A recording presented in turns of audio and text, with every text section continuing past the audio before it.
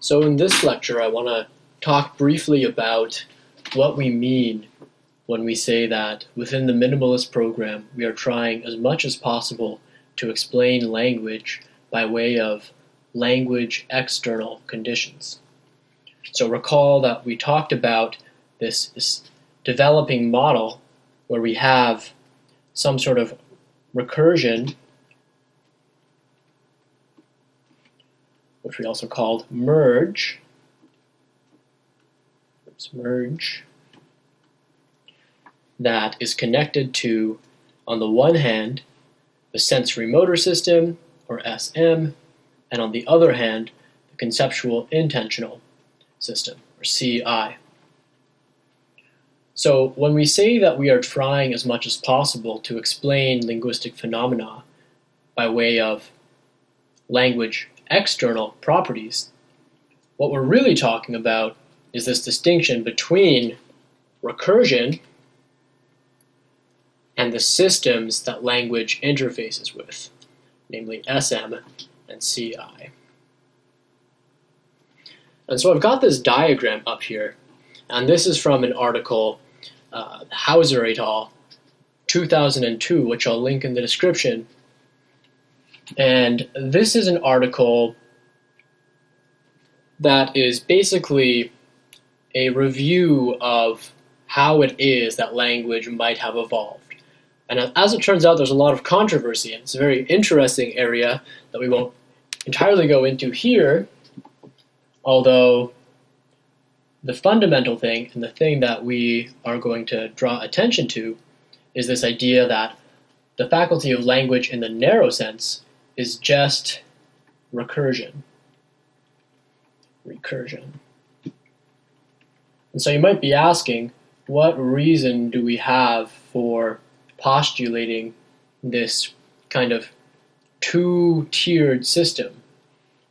And the answer is, if we look at cross-species evidence, or evolutionary comparative evidence, what we find is that while many other species have the ability to perceive, that is, have the ability to understand in a way that's roughly equivalent to the sensory motor system, and similarly, while many animals have the ability to perceive or understand concepts in some sense equivalent to what we've called the conceptual intentional interface, humans are the only animal that have this ability to produce an infinite set of expressions that are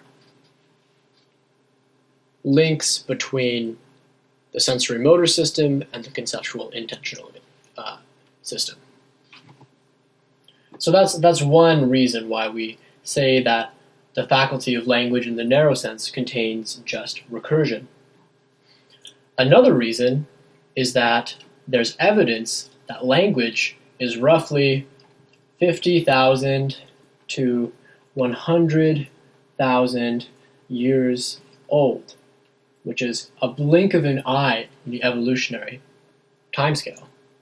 And so this presents an immediate problem, and the problem is, how is it that this highly complicated and modular system of language could have evolved in such a small time frame? And the answer is, well, maybe what evolved is just this one small mutation, right? Something in our genetic makeup that allowed us to form thoughts recursively, or linguistic expressions recursively, and the complexity of language not being a proper result of recursion itself or of that recent genetic mutation, but rather of these pre-existing and much older and also shared systems, right? The conceptual intentional and the sensory motor system.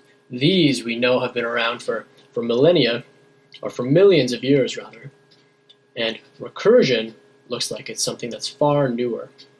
And so the idea is that we have this one universal grammar, the human the human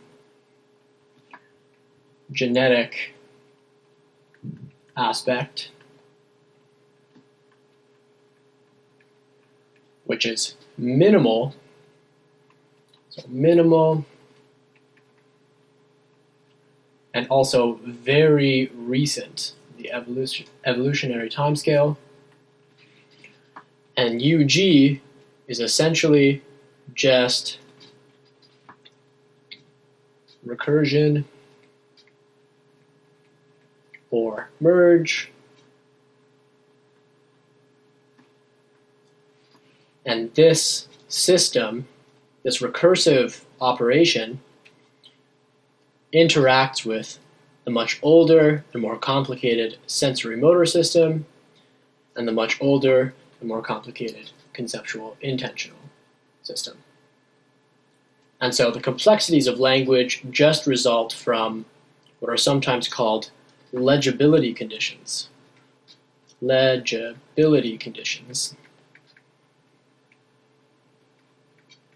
which are essentially just conditions that these interfaces, and perhaps others, over here you'll notice there's a section for other, impose on the fundamentally minimal, recent, and simple human faculty of language.